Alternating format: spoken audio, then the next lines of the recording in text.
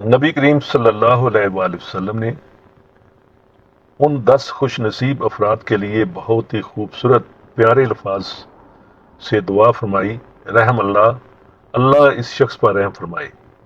احادیث پاک میں مدرجہ ذیل لوگوں کے لیے رسول اللہ صلی اللہ علیہ وآلہ وسلم کی یہ دعا منقول ہے کہ اللہ اس شخص پر رحم فرمائے۔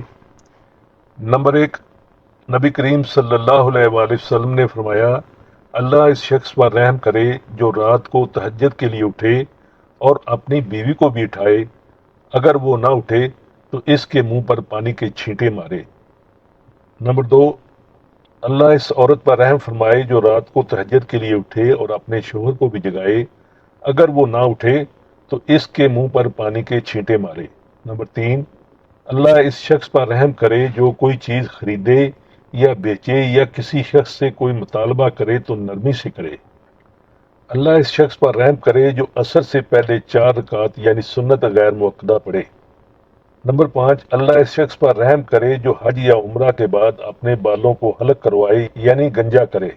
اللہ اس شخص پر رحم کرے جو ہمیشہ اچھی بات کرے یا خاموش رہے۔ اللہ اس شخص پر رحم فرمائے جو احادیث مبارکہ پڑھے اور آگے دوسرے لوگوں تک پہنچائے۔ اللہ اس شخص پر رحم فرمائے جو اپنے گھر والوں کو ادب سکھانے کے لیے گھر میں کوڑا لٹکائے۔ اللہ اس شخص پر رحم کرے جو مسلمان کے ساتھ کوئی زیادتی کرے اور پھر اس سے معافی مانگ لے۔ اللہ اس شخص پر رحم فرمائے جو اللہ کے راستے میں رات کو پہرا دے۔ اللہ رب العزت اپنے فضل سے ہمیں بھی ان خوش نصیب افراد میں شامل فرمائے اور احادیث مبارکہ میں مذکورہ اعمال کو کرنے کی توفیق عطا فرمائے۔